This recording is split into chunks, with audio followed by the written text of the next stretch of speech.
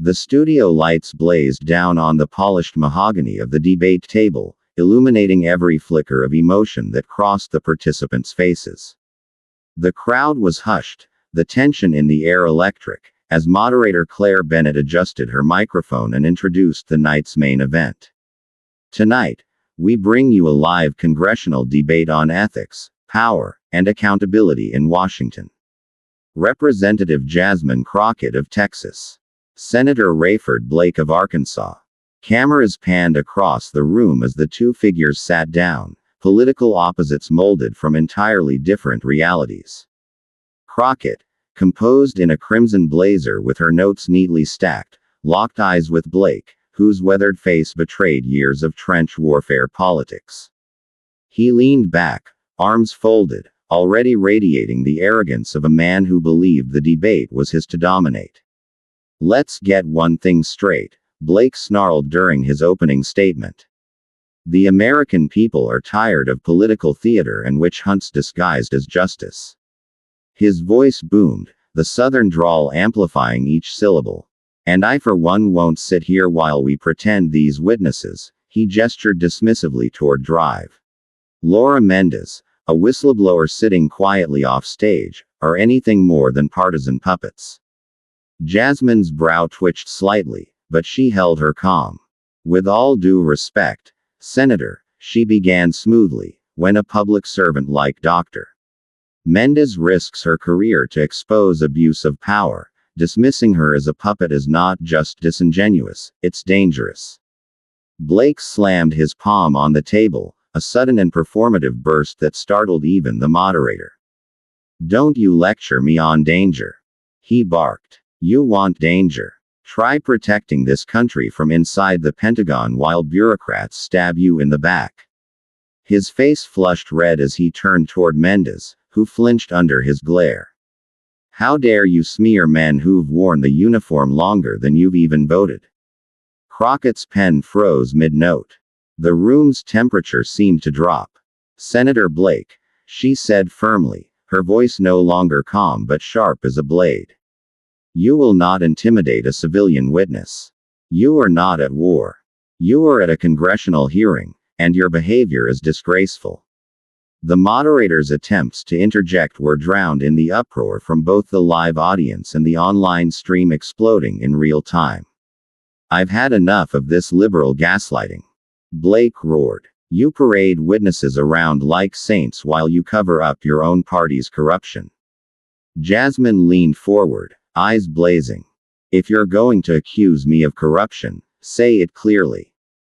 Say it under oath. Because I promise you, I won't flinch, and I won't forget." Her voice cut through the noise like a scalpel. The room was silent. Blake hesitated, just long enough to show the crack in his armor. Claire leaned in, trying to salvage control. Let's return to the topic. Dr. Mendez, please share with the panel what you witnessed during the ethics review," but Blake had already risen, pointing a trembling finger at Mendez. "You should be ashamed," he hissed. "You think leaking classified memos makes you a hero. You've endangered lives." Mendez, pale but resolute, whispered, "The only lives I endangered were the ones already being trampled by your donors' companies in exchange for contracts." Gasps. Crockett turned slowly toward Blake, her tone now lower and colder than before. "Do you deny that your office received contributions from Vorden Defense weeks before you pushed through the ordinance shielding them from inquiry?" Blake's eyes flickered. "I did what was necessary to protect our security," he snapped. "And you think you're the moral compass here? You and your Twitter politics." Crockett stood, now, matching his energy, radiating righteous fury. "You lashed out at a witness on live television, you disrespected this process, and you hid behind patriotism to deflect from pay-to-play corruption. Senator, the only security you're protecting is your own seat." Blake lurched forward, microphone crackling under the tension. "You arrogant little..." The moderator cut his mic. The studio fell into stunned silence. Jasmine didn't look away. "Call me arrogant again," she said evenly. "I dare you." The silence dragged, broken only by the camera crew whispering into headsets and the subtle hum of social media going nuclear. Claire recovered, voice tight. Due to escalating behavior, we are ending this debate early for safety. Blake's team was already gathering behind him, ushering him off set as his face tightened into something between fury and fear. Jasmine remained seated. Let the record show, she said into the dead microphone, knowing every camera was still rolling, that when pushed to the truth, power doesn't speak, it screams. Mendez exhaled shakily, gratitude etched into her features. The live stream ended. Journalists began to swarm the corridors. But before Jasmine could leave, Blake turned back, eyes now strangely hollow. You think you've won, Crockett? He whispered, low enough that only she heard. You have no idea what you've started. She met his eyes. I know exactly what I've started, she replied. And I'm not afraid of your shadows. Just then, a staffer rushed toward her, phone in hand.